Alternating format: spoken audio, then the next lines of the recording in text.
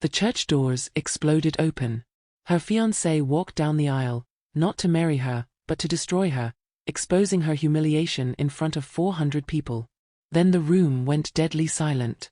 A stranger, Shin Young, built like danger itself, walked straight to the altar, looked her betrayer dead in the eyes and said, "I will marry her instead." One sentence, one man, and Amaka's entire world caught fire. Hey family, welcome to Jenny's Korean Mafia Stories. Please subscribe and give this video a like. It truly means the world to us. Don't forget to share it with your friends and loved ones, and turn on post notifications so you never miss a new upload. Thank you so much for the support. Now sit back, relax, and let's dive into today's story. The church doors flew open.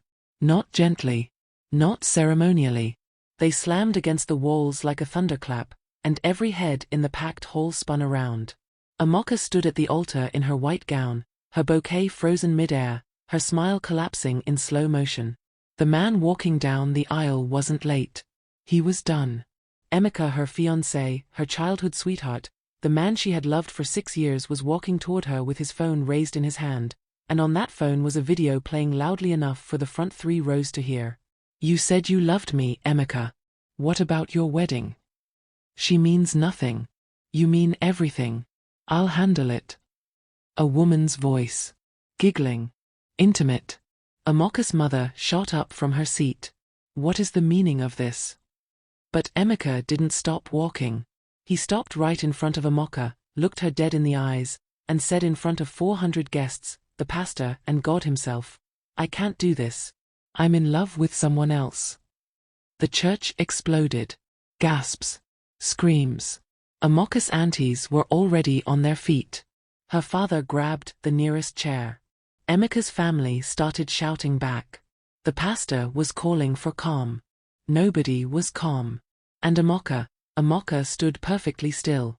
Not because she was strong. Because she couldn't breathe. He rehearsed this, she realized. He came here to humiliate me. "Amaka," she whispered. "Please don't do this." "I'm sorry, Amaka. I should have told you sooner." He didn't even look sorry. He looked relieved. Her bouquet hit the floor. People were crying. People were filming. Somewhere in the chaos, she heard her best friend Zara screaming at Amaka's mother. She heard her younger brother Victor threatening to scatter this whole church. She heard everything and nothing at once. Then a hush. It started from the back of the church and rolled forward like a wave. People stopped shouting. People sat down. Even Amaka took a step back. Amaka looked up. Standing at the entrance of the church, flanked by 2 enormous men in black suits, was a stranger. Korean. Tall. Dark hair swept back. Eyes that scanned the room like he was calculating every exit and every threat simultaneously. He wore a charcoal suit that probably cost more than the entire wedding budget. He walked forward slowly, and the crowd parted for him like water. Nobody knew why. He hadn't said a word. He hadn't raised a hand. But something about the way he moved, unhurried, unbothered, absolute, made the whole church go quiet. He stopped beside Amaka. He looked at Amaka. Then, in a calm, clear voice that carried to every corner of the silent church, he said, "I will marry her instead." Amaka's face drained of every color it had ever known. Amaka turned to the stranger. Her eyes were wide, her mascara ruined, her veil crooked on her head. Who are you?" He turned to look at her, and for the first time, his expression softened. Just slightly. Just enough. "My name is Shin Young." He said it like it explained everything. It explained nothing. But something in his eyes told her that her life, the life she thought she was building today, was over. And a completely different one was about to begin. If you want to know what Shin Young really wants with Amaka, smash that like button and keep watching, because this story is just getting started. They were in the church vestibule, a small side room off the main hall, just the 2 of them, while outside, the wedding guests descended into full chaos. Amaka yanked her veil off her head and threw it on the bench. "Start talking." Shin Young stood by the window, looking out at nothing, his hands clasped behind his back. "You're in danger." "Excuse me." He turned. Amaka owes my organization a significant amount of money. He knew we were coming to collect today. His plan was to marry you, access your family's real estate assets, and disappear. He paused. With someone else. Amaka stared at him. Your organization? Yes. What kind of organization? A beat of silence. The kind you don't want to owe money to. She sat down heavily on the bench. The beads on her gown clinked against each other. So this whole wedding, he was using me as a financial escape plan. Yes. She laughed. It wasn't a happy laugh. It was the kind of laugh that came out when tears were too tired to fall. 6 years. 6 years. Shin Young didn't offer sympathy. He offered something more useful. I can protect you from the fallout. Amaka's debts will bring attention to everyone connected to him, including your family. Unless you're no longer connected to him. Amaka looked up sharply. What does that mean? Marry me. He said it the same way he'd say sign this document. Clean. Businesslike. A real marriage, legally binding. Your name changes. Your assets are protected under a different identity structure. Amaka's creditors, and there are several, cannot touch you or your family. You're insane. I'm practical. I don't know you. She stood up, pointing a finger at him. You walked into my wedding, my ruined wedding, and now you want me to jump from one man straight to another? A man I met 6 minutes ago. 7, he said quietly. She blinked. What? 7 minutes ago. You've been staring at me for at least one of them. Don't flatter yourself. He almost smiled. Almost. I'm not asking you to love me. I'm asking you to be smart. You have until tomorrow morning before Amaka's people start looking for leverage. Your father's company is already flagged. Amaka's stomach dropped. My father doesn't know any of this. No. But he will soon. She walked to the window. Outside, she could see her mother sitting in the front pew, head bowed, her aunties rubbing her back. Her father was standing outside the church, jaw tight, phone pressed to his ear, already getting calls, she realized. Already feeling the edges of a disaster he didn't see coming. Amaka, what did you do to us? If I say yes, she said slowly, not looking at Shin Young, what exactly does this marriage look like? Separate lives. Shared name. I handle the financial and legal protection. You continue your life without interference. And you get what? He hesitated. Just for half a second. A wife. On paper. She turned to face him. Why does a man like you need a wife on paper? He met her gaze steadily. That's a conversation for another day. I want that conversation now. And I'm not ready to have it. He reached into his jacket and placed a single business card on the bench beside her. My number. You have until 6 a.m. He walked to the door. Shin Young. He stopped but didn't turn. She swallowed. Are you a good man? A long pause.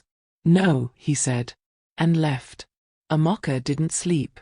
She sat on the edge of her childhood bed in her family home, still in her wedding gown because she hadn't had the energy to take it off, and she stared at the business card on her nightstand until the numbers blurred. At 3 a.m., her mother knocked. Amaka. Her mother sat beside her on the bed, taking her hand in both of hers. Talk to me. I'm fine, Mummy. You're not fine. You're sitting in your wedding dress at 3 in the morning, and your eyes look like a woman who has been to war and back. Amaka looked at her mother. Really looked at her, the tired lines around her eyes, the worry she was trying to hide behind her steady voice. Mummy, did Daddy get any strange calls today? About money? Her mother's expression shifted. Why? Just answer me. A pause. His accountant called. Something about a review of the property portfolio. Your father didn't explain, he just... She stopped. Amaka, what is happening? Amaka was going to steal from us. She said it plainly, quickly, like ripping off a bandage. He owed money to dangerous people. He was using me to access Daddy's assets. Her mother was silent for a long time. Then she said, very quietly, "I never liked that boy." Despite everything, Amaka almost laughed. "There's a man," Amaka continued. "He wants to help us. But it's complicated." "What kind of man?" "The kind Daddy won't like." Her mother looked at her for a long moment. "Does he have good eyes?" "What?" "Eyes don't lie, Amaka. Does he have good eyes?" She thought about Shin Young's face. The steadiness there. The quiet. Even the admission, "No, I am not a good man," had felt more honest than anything Amaka had ever said to her. "I think so," she said. "I'm not sure." Her mother squeezed her hand once and stood up. "Do what you need to do to protect this family." She paused at the door. "But take that dress off. You are done mourning that man." Amaka called the number at 5:47 a.m. He picked up on the first ring. "I have conditions," she said without greeting. "I expected as much. 1. I meet your people before I sign anything. I want to know exactly what I'm walking into." "Agreed." 2. My family stays completely out of whatever world you live in. If I find out my parents are being used as leverage or protection at any point, I walk." "Agreed." 3. She took a breath. "You tell me the real reason you need this marriage. Not today, maybe. But soon. I want the truth eventually." A pause on the line. "That one I can't promise a timeline for." "Then promise me you'll try." Another pause. Longer this time. "I'll try." "Okay." She looked out her window at the pale morning sky. "Where do we go from here?" "My car is outside your gate." She nearly dropped the phone. "You've been outside this whole night?" "I told you. You're in danger." She stood up slowly. "Shin Young. If you're lying to me—" "I know," he said. "You'll make me regret it." "I'll do worse than that." "I believe you." And there was something in his voice that sounded like the beginning of respect. "Come outside, Amaka." She took one last look at her room, her safe, ordinary pre-disaster life, and walked out the door. The car was a black SUV, tinted windows, silent engine. Amaka climbed in wearing jeans and a plain shirt, her hair tied back, a small bag on her lap. She looked like a woman who had made a decision and was terrified of it. Shin Young was already inside. He looked like he hadn't slept either, but somehow that made him look sharper, not worse. "Where are we going?" she asked. "My home." "You'll stay there until the legal documents are filed." "How long will that take?" 3 days. Maybe 4. She stared out the window as Lagos slipped past. The morning market sellers were just setting up, the city still stretching and yawning into its day. None of them knew her world had crumbled and rebuilt itself overnight. "Tell me something true," she said suddenly. Shin Young glanced at her. "About what?" "About yourself. One true thing. Not business. Not strategy. Just something real." He was quiet for a moment. "I haven't eaten a meal with another person in 4 years." She turned to look at him. He was facing forward, expression unchanged, like he'd simply reported the weather. "That's—" She searched for the right word. "Lonely." "It's efficient." "Those aren't the same thing." He didn't respond. But a muscle moved in his jaw. His house was not a house. It was a compound. Walls, guards, cameras, a main building with more glass than concrete. Clean lines. Expensive silence. The kind of place that announced money not through excess but through absence. Nothing unnecessary existed here. A man was waiting at the entrance. Mid-40s, Korean, hair gray at the temples, watching Amaka with eyes that felt like they were filing away everything they saw. "This is Director Kong," Shin Young said. "He runs operations." "She's younger than I expected," Kong said in lightly accented English. "I'm standing right here," Amaka said. Kong looked at her with something that might have been surprise. Then, unexpectedly, he smiled. "Good. Shin Young needs someone who talks back." Shin Young gave him a look that could freeze water. Kong ignored it completely. Inside, Amaka was shown to a room. Large, neutral, comfortable. More like a luxury hotel than a home. She sat on the bed and tried to process the last 24 hours of her life. A knock at the door. A young woman entered, carrying a tray of food. "Mr. Shin asks that you eat," she said politely. "Mr. Shin can come ask me himself." The young woman blinked. "I'll tell him that." He came. He stood at the door, not quite inside the room. "You need to eat. And you need to stop sending messengers to do the things you should do yourself." She gestured to the chair across from her. "Sit down. Eat with me." "I don't. You said you haven't eaten with anyone in 4 years." She lifted the cover off one of the plates. "So sit down, Shin Young. It's just food." He stood in the doorway for what felt like a very long time. Then he walked in and sat down. They ate in silence, mostly. But it was a different kind of silence than the one in the car. Less cold. Less strategic. At one point, Amaka said, "This is actually good. My chef is talented." "Compliment your chef, then. When last did you do that?" He paused. "I don't remember." "You have a problem with gratitude." "I have a problem with many things." She looked at him. "At least you know it." On the second night, someone tried to break into the compound. Amaka woke to the sound of shouting and what she was horrified to realize were gunshots somewhere outside. She sat up in bed, heart hammering. Before she could move, her door opened and Shin Young was there. No jacket, dark shirt, fully alert. "Stay here," he said. "What is happening?" "Amaka's people. They tracked you." His jaw was tight. "My men will handle it. Do not open this door until I return." Shin Young. But he was already gone. She sat there in the dark, listening to the sounds of a world she had never asked to enter. Voices shouting in Korean. Footsteps running. Then, silence. The worst kind. The kind that could mean anything. 20 minutes later, he came back. He was fine. No blood. She checked without meaning to, swept her eyes over him quickly, looking for injury, and he noticed. "I'm fine," he said. "I wasn't checking." "You were." She crossed her arms.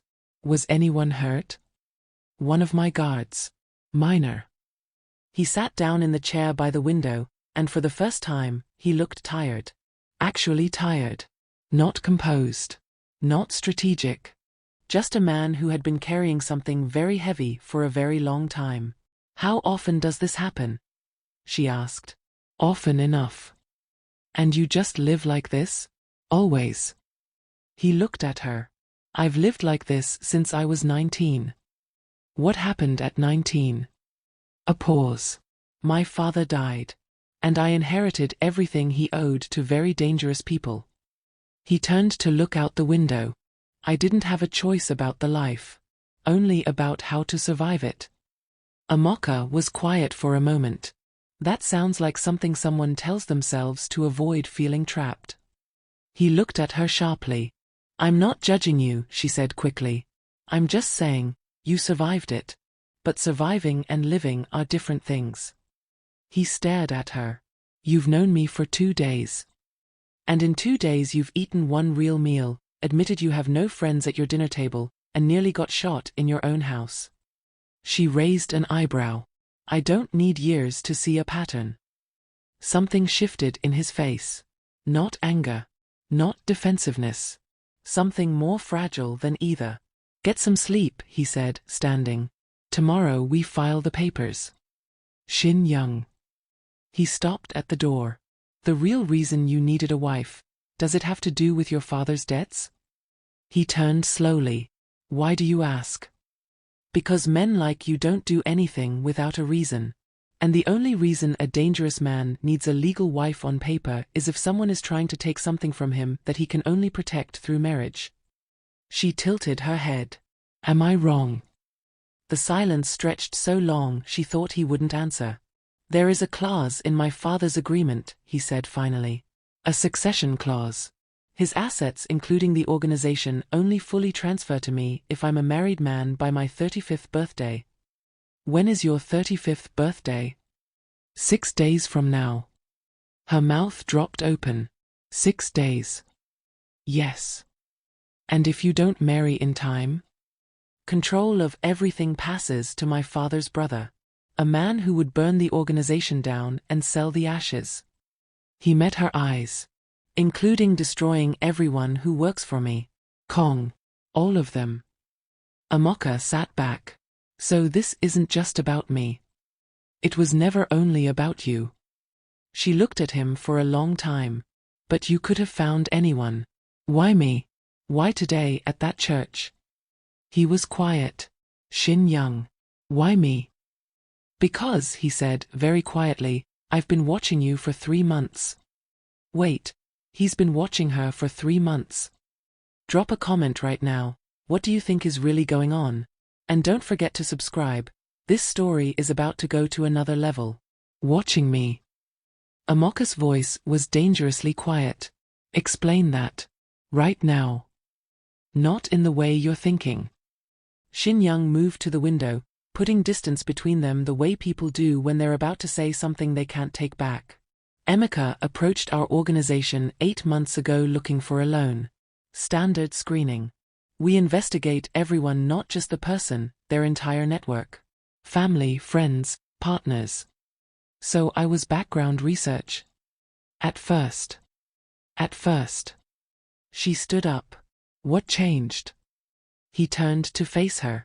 He was planning to take more from you than money, Amaka. He had legal documents prepared, forged power of attorney, prepared 6 months before your wedding date. You were never going to just be a financial target. He was going to gut your family completely and disappear. Her hands were shaking. And your organization cared about this because we have rules. We don't fund destruction of innocent people. And because, he stopped. Say it. Because what I saw of you, he paused. Carefully. You worked for 5 years to build your architecture firm from nothing. You support your parents without complaint. You argue with street vendors on behalf of old women who can't fight back. He caught himself. You are not a background character in someone else's story. You never were. The room was very still. You could have just warned me, she said. You didn't have to marry me. You could have sent an anonymous tip, called the police, done anything else. I know. So why this? He looked at her directly. Because I needed a wife. And I would rather stand at an altar beside a woman I respect than someone I've paid to pretend. She sat down slowly. The anger was still there, but something complicated was growing underneath it. You respect me? Yes. We've known each other 2 days. 3 months of observation. 2 days of conversation. The faintest trace of something crossed his face. I feel like I know you better than most people I've known for years. She was quiet for a very long time. I want to be angry at you, she said finally. You should be. The problem is, she rubbed her face. Everything you said about Amaka. The power of attorney. I remember him asking me to sign something about the property management 2 months ago. I told him I'd review it with my father's lawyer. He went cold for days afterward. I thought it was stress. It was panic. He never brought it up again. Because he pivoted to plan B. Using your vulnerability on the wedding day itself to gain last-minute access to accounts and assets as your freshly minted husband. My God. She pressed her fingers to her mouth. He sat across from my father at dinner last week. He held my mother's hands and prayed with her. Her voice cracked slightly. He prayed with her, Shin Young. He said nothing. But he crossed the room and sat down across from her, close this time. Not distant. Present. What do I do with that? She asked. You grieve it. And then you move forward. Just like that. No. Not just like that. His voice softened to something barely above a murmur. It takes time. But you don't have to do it in the dark. She looked at him. Really looked. And the man looking back at her wasn't a mafia boss or a stranger or a business arrangement anymore. He was someone who understood what it was to be betrayed by the life you'd planned. "Tomorrow," she said quietly. "We sign the papers tomorrow." He nodded. "Tomorrow." It was nothing like the first wedding. No church. No 400 guests. No flowers that had taken 3 months to select. Just a small government office, a registrar with reading glasses and a half-eaten biscuit on his desk, Kong as witness, and Zara, Amaka's best friend who had arrived at the compound that morning with a bag full of Amaka's clothes and a face full of questions. "I need answers," Zara said, pulling Amaka aside while Shin Young reviewed the documents with his lawyers. "Full answers. From the beginning. I'll tell you everything tonight." "You're really doing this?" "I'm really doing this." Zara stared at her. Then she looked across the room at Shin Young, who was quietly but firmly correcting something in the legal language with a composure that made the lawyers nervous and Zara oddly impressed. "Okay," Zara said. "Okay. He has good energy. Scary energy, but good energy." She squeezed Amaka's hand. "Don't disappear on me." "I won't." The ceremony, if you could call it that, took 11 minutes. They stood side by side. The registrar read the standard words in a flat, practiced tone. When he got to the part about consent, Shin Young turned to Amaka, and she saw just briefly something uncertain in his eyes. The only uncertain thing she'd ever seen in him. "You don't have to," he said quietly, low enough that only she could hear. "Stop giving me exits, Shin Young. I want you to be sure." "I've never been sure about anything in my life." She held his gaze. "But I trust my instincts more than I trust certainty. And right now my instincts say yes." Something in his face changed. It was like watching a wall develop, a crack, not collapsing, just becoming less absolute. "Yes," he told the registrar. "Yes," said Amaka. They signed their names. And just like that, Amaka Obi became Amaka Shin. That evening, the compound felt different. Lighter. Kong had quietly arranged a dinner, a real one with real food and actual candles, in the courtyard. Just the 4 of them, Shin Young, Amaka, Kong, and Zara, who spent half the dinner making Kong uncomfortable with direct questions and the other half eating more than anyone at the table. After dinner, when Zara and Kong were involved in what had somehow turned into a heated debate about whether Lagos traffic was worse than Seoul traffic, Amaka and Shin Young stood at the far end of the courtyard, looking up at the Lagos sky. "Your uncle," Amaka said. "Does he know?" "He'll find out by morning." And then it becomes a different kind of fight." He paused. "But one I'm prepared for." "We're prepared for," she corrected. He looked at her. "I signed those papers too," she said. "I'm not a passenger in this, Shin Young. If we're doing this, we're doing it together. So whatever comes next, you tell me. You don't protect me by keeping me in the dark." He studied her face for a long moment. "My uncle will try to discredit the marriage," he said. "Claim it was coerced or invalid. He may come here. He may go after people connected to you. My family. I've already put protection on them." Quietly. She nodded slowly. "What else?" "There's a meeting in 3 days. The senior council of the organization. They will need to formally recognize the marriage before the succession is complete." He paused. "And they will test you." "Test me how?" "I don't know yet. That's what worries me." She turned to look at him fully. "Are you worried about me or worried for me?" He held her gaze. "Both," he said. Like it cost him something to admit. She felt it, the shift. Slow, warm, undeniable. This is how it starts, she thought. Not with fireworks. With truth. We are almost at the end, but not before everything explodes. Subscribe right now so you don't miss the finale. It's going to be intense. The council room was all dark wood and silence. 12 people seated around a long table. Men and women who had built and bled for the organization over decades. They didn't look at Amaka with warmth. They looked at her the way jewelers look at stones, searching for flaws. At the head of the table sat a man Amaka recognized from photographs Shin Young had shown her. Park Jin-ho. The uncle. Older than she expected. Colder than the room. So, Park said in smooth English. The new bride. Amaka sat straight. Mr. Park. I'll be direct. My nephew married you in 4 days. A Nigerian woman with no connection to our world, no training, no history with this organization. He folded his hands on the table. Why would we accept this? Because your own succession clause requires it, Amaka said calmly. The clause requires a marriage. It says nothing about the marriage being genuine. Park leaned forward. In fact, I suspect it isn't.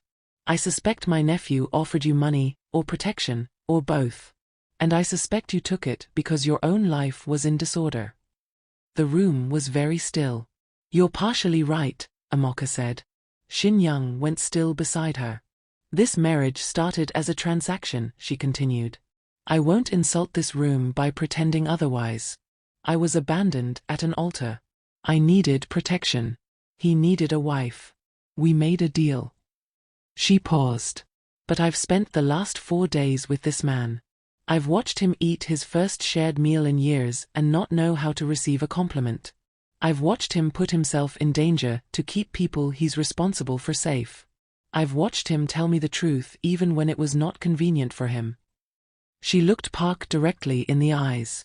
Whatever this marriage started as, it isn't only that anymore. And if you're planning to challenge it, you're not just challenging a legal document. You're challenging the judgment of a man who has held this organization together with both hands for 16 years while you watched from a distance. The silence in the room had a different texture now. Park stared at her for a long, calculated moment. Then one of the council members, an older woman at the far end of the table, began to clap. Slowly. Others followed. Not all of them. But enough. Park sat back. Shin Young chose well, he said finally. The words were aimed at the council, not at Amaka. Saving face. She recognized it. She let him have it. Outside, in the corridor after the meeting, Shin Young stopped walking. Amaka stopped too.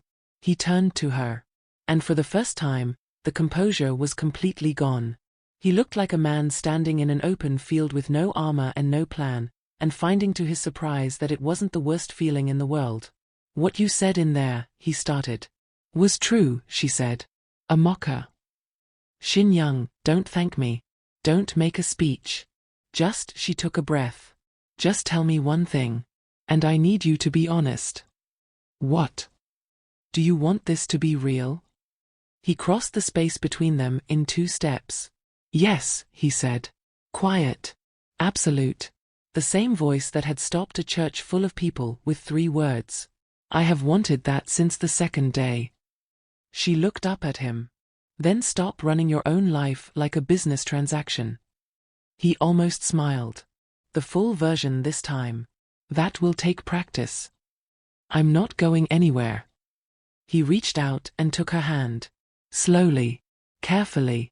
Like it was the most serious contract he had ever signed. And maybe it was. And that is how a ruined wedding becomes the beginning of everything. If this story moved you, smash that like button, drop a comment telling me your favorite moment, and subscribe because the next story is already going to have you absolutely losing your mind.